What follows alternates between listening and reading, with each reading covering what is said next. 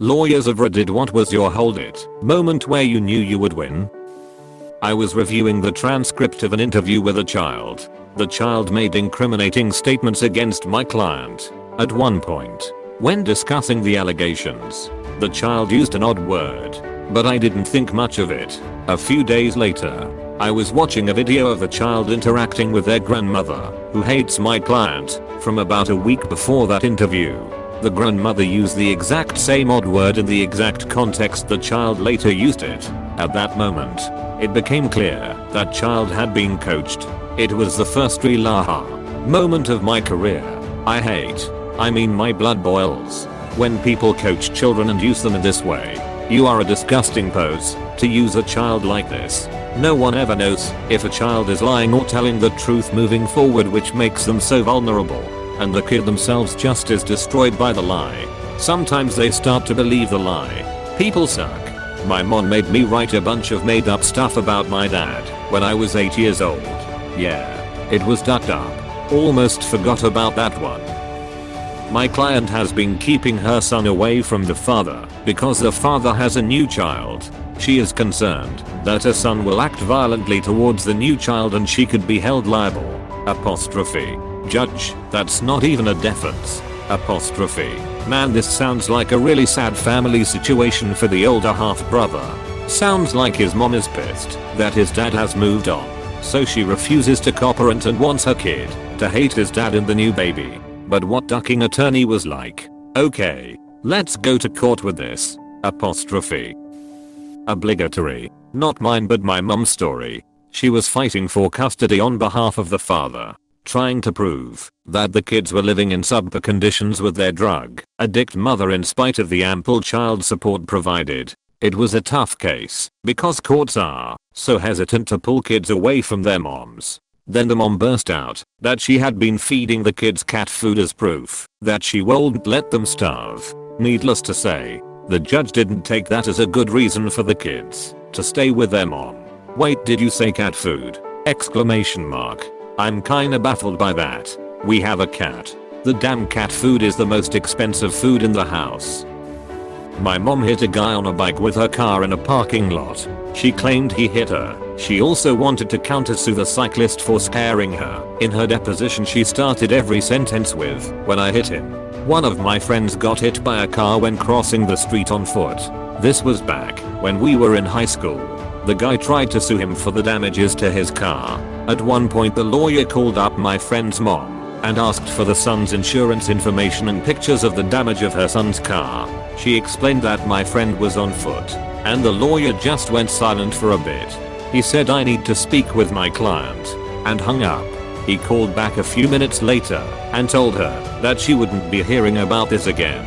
Would have loved to hear that conversation he had with his client LMAO. I trapped a defendant pretty badly one time. He testified in a depot he had a green arrow for his left turn, and that my client ran the red. Unfortunately for him, the additional turn lane arrow was installed 2 months after the wreck. Case settled for policy limits a week later. Not a court case, but your story reminds me of an accident I was a passenger in. A woman illegally turned at an intersection. There was a sign for turn on arrow only and hit the car I was in as we were crossing through. We pulled into a nearby parking lot and were exchanging information. The woman was freaking out and in tears and me and the driver were just standing there uncomfortable. An uninvolved person saw that and apparently seeing the woman crying and 2 big guys there decided that meant we were bullying her. She comes up and starts screaming at the driver and says she's a witness and it's all his fault for running a green light. Driving through the intersection. I was sued for a car crash. While the plaintiff was on the stand, she began recounting the event and everyone realized it was a completely different crash. Different cars involved. Different time of day. Everything. Upon cross-examination, she revealed that she had 4 lawsuits running concurrently and couldn't keep them all straight. The jury foreman looked at me and rolled his eyes.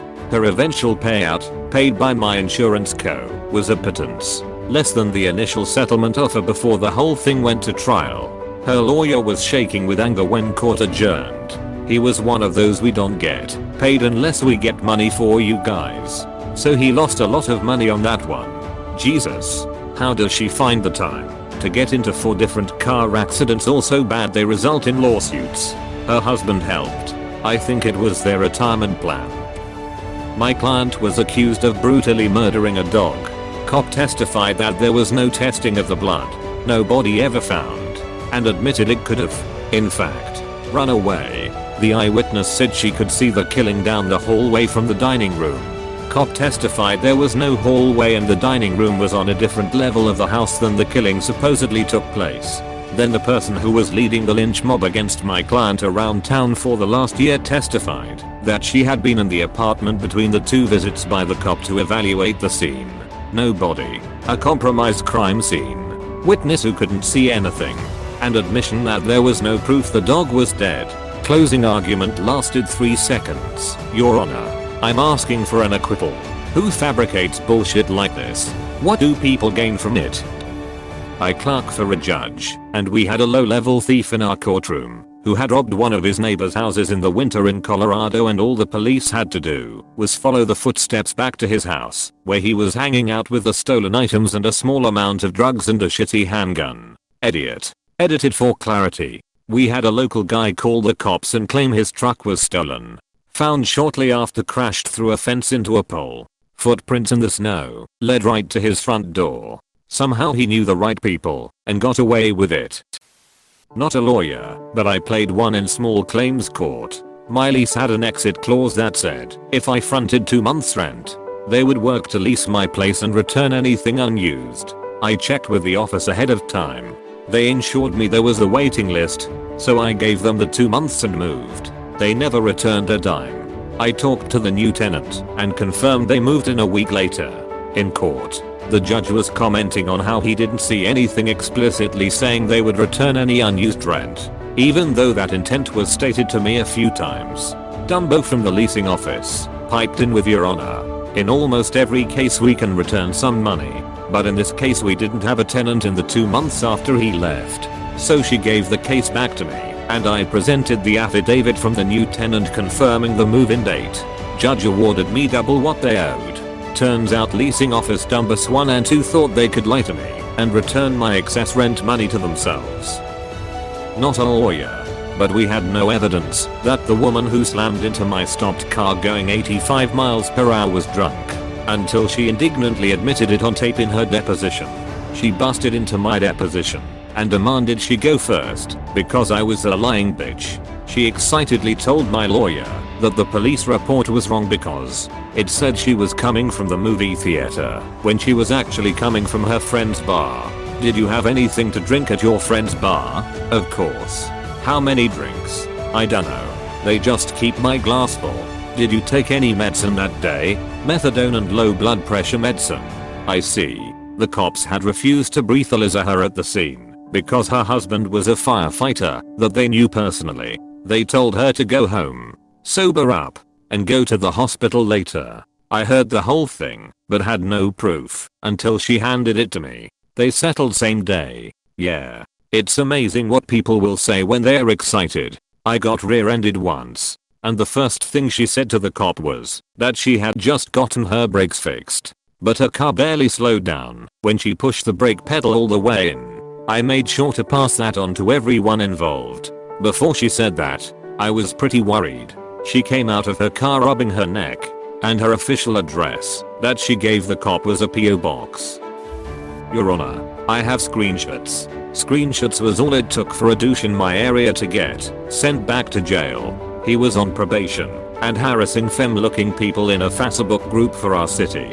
He made the mistake of including me in that list, including threatening to rape me for being not sexually attracted to the correct sex, and threatening to discreetly hurt me in ways that wouldn't be noticeable/usable in court for calling him a pussy for trying to bully women on the internet and being laughably shit at it, since I'm not even a woman. He was 2 days out on bail for a sexual assault and torture case. His bail was rescinded. For a creepy douche on the internet, I assume it wouldn't have been taken seriously had it not been for what he was already being accused of, and the fact he specifically said he intended to hurt me in a way that somehow I couldn't trace back to him, other than the publicly posted messages. I guess. I think that he thought the court doesn't know about the internet lol. He also lost his job over it, since he had his workplace publicly listed and they didn't want to be associated with, rape threats. Wait. Hold up. He threatened to rape you for not being attracted to the correct sex, but you're the same sex as he. Makes perfect sense. I worked on a case involving defective processors. In discovery we got emails from the defendant's engineers that had worked on the processors. They were in a nation country, but the emails were in English because they were going to US executives. One of the more senior engineers basically laid out the exact defect we were suing over, explaining what the problem was and why it was their fault, and finishing with this is big problem. We ship crap to customer. Needless to say we hit them over the head with that in mediation, and they settled shortly after. Engineer being ignored. The sky is blue. I suck at haiku. Arnold, but a friend of mine was a attorney in New York for a while. He was defending a guy who was asleep in the backseat of his car while intoxicated, and an ICE trooper arrested him. On the stand, the trooper testified that he visually saw the key in the ignition. My friend gave him like 3 chances to walk it back. Are you sure, trooper, that you actually saw the key in the ignition? Yes. Counselor. When a cop calls a lawyer counselor he really means asshole. And then my buddy dropped the hammer. You are aware that my client drives a Toyota Prius? Bam. No key. No ignition. Right. My car is the same. Yes. Exactly. It wasn't a trial, but during a deposition on a case where 2 former employees decided to start their own company in a very niche market, but decided to make their plans on company laptops they unsuccessfully tried to brick. One of the defendants was the one being deposed. She said she answered to a higher power than the company. When pressed on what that meant, she said herself. That got reused prominently at trial. She said she answered to a higher power. It was me, Austin. It was me all along. I had a client who was accused of taking a young woman's car and then crashing it / fleeing the scene. The girl testified at trial that she had given him the keys that night because she was drunk and would never, ever drink and drive. Apparently she was not aware that I had requested and obtained a copy of her driving record which showed she received a DUI a month after the incident. I still remember the look on her face when I handed her driving record to her and said, except for that one time you got caught a month later, right? The look on the judge's face was equally memorable. This document doesn't state our company's name, so we are not involved in the settlement.